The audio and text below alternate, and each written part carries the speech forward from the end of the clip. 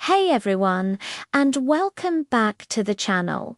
Today, we're diving into the epic story of one of history's most influential figures, a man whose life reads like the ultimate blockbuster movie script.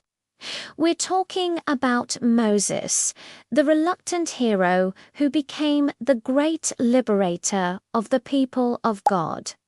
His journey is more than just an ancient tale. It's a powerful narrative of courage, faith, and the relentless pursuit of freedom.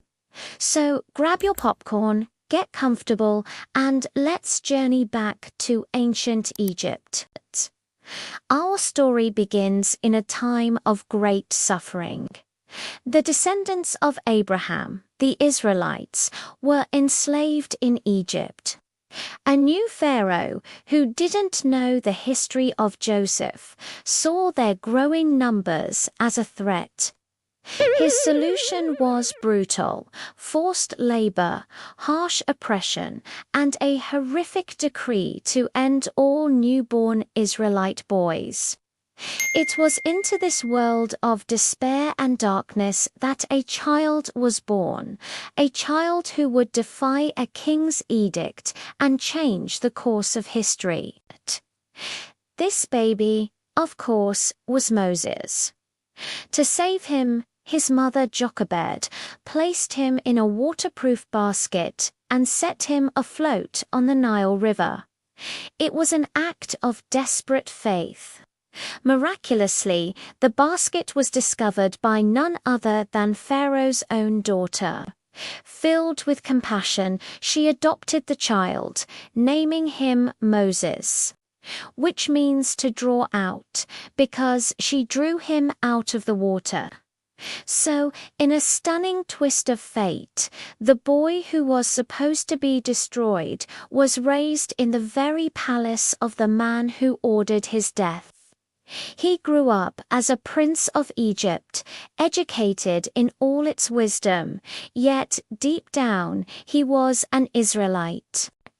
For 40 years, Moses lived a life of privilege, but his royal status couldn't blind him to the suffering of his people. One day, he saw an Egyptian mercilessly beating an Israelite slave. In a moment of righteous anger, Moses intervened, killing the Egyptian and burying him in the sand. He thought his act was a secret, but it wasn't. The next day, when he tried to break up a fight between two Israelites, one of them threw his crime back in his face, saying, "Are you going to kill me as you killed the Egyptian?" Fear gripped Moses. He knew his life was in danger. Pharaoh had heard about the murder and was seeking to execute him. So Moses did the only thing he could. He fled.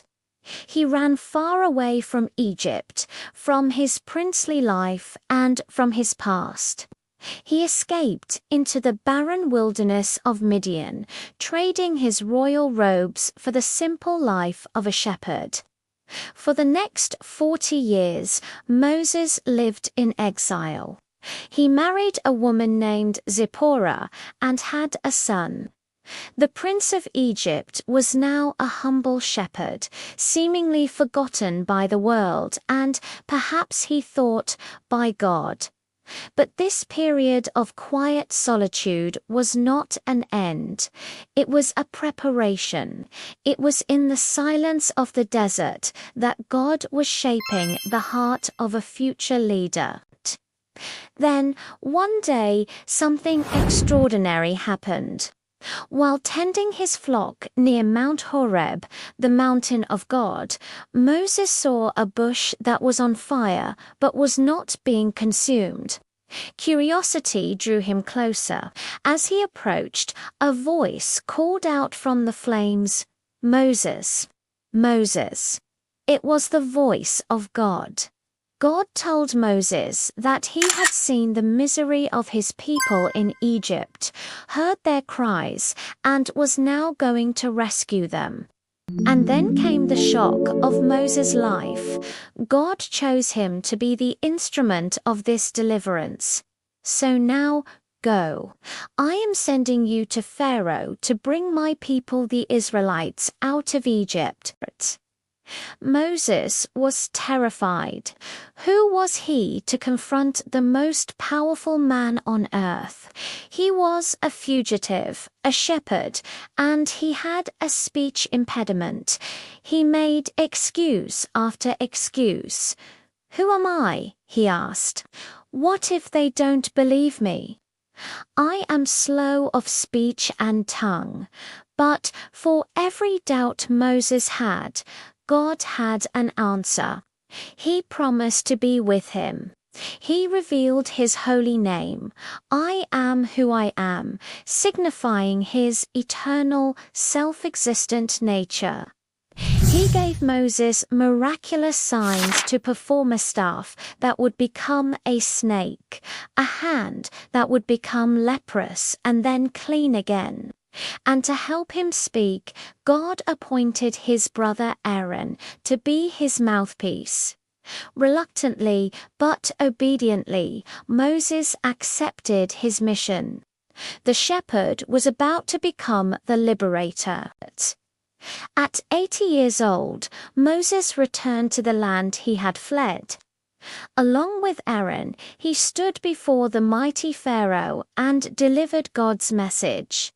"Thus says the Lord, the God of Israel, let my people go." Pharaoh's response was predictable: arrogance and defiance. "Who is the Lord that I should obey him and let Israel go?" he scoffed.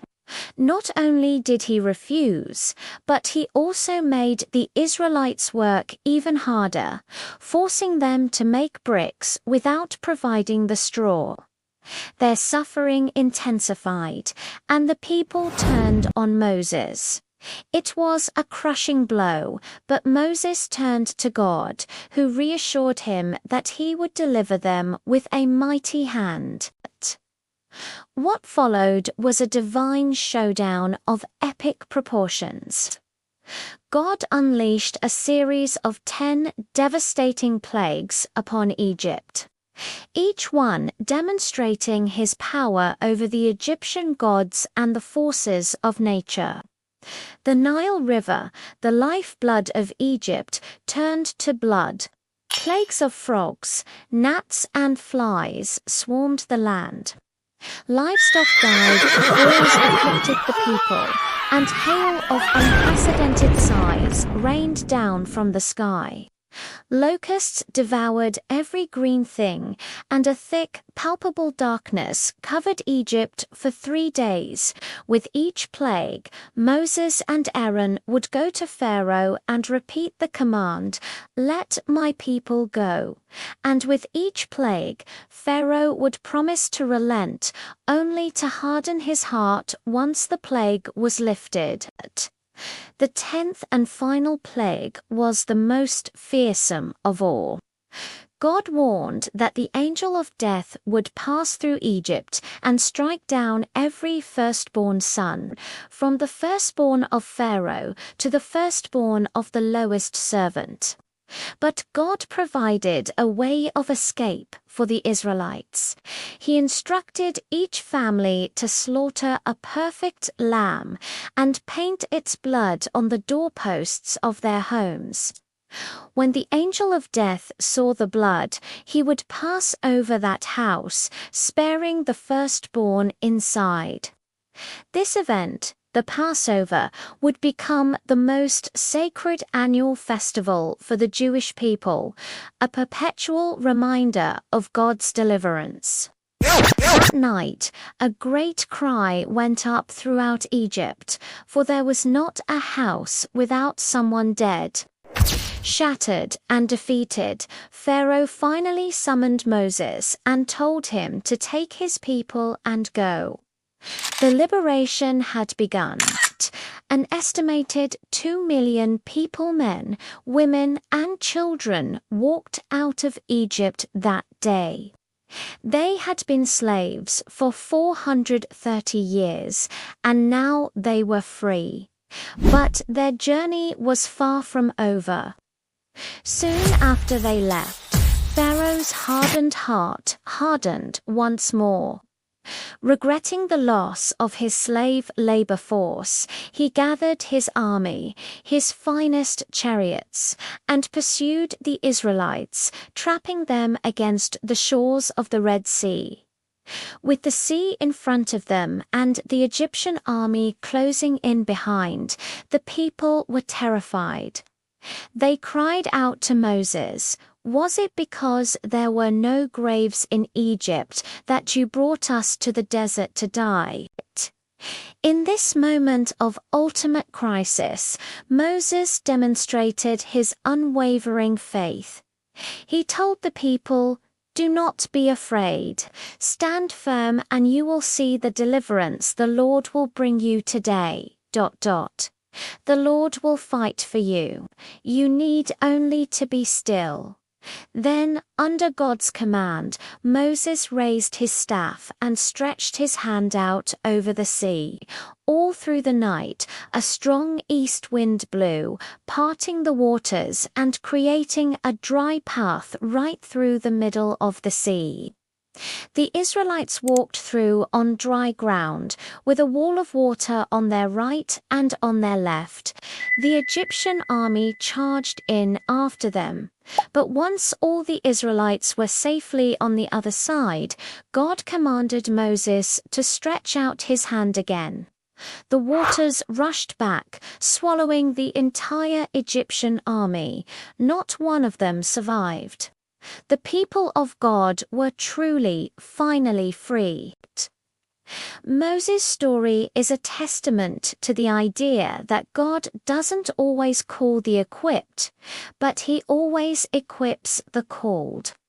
He took a fugitive shepherd, filled with fear and self-doubt, and used him to topple an empire and liberate a nation.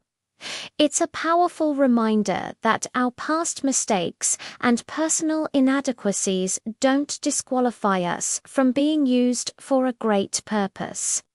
Thanks so much for joining me on this incredible journey today.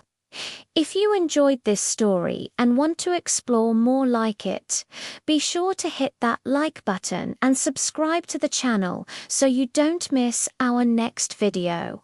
We'll see you next time.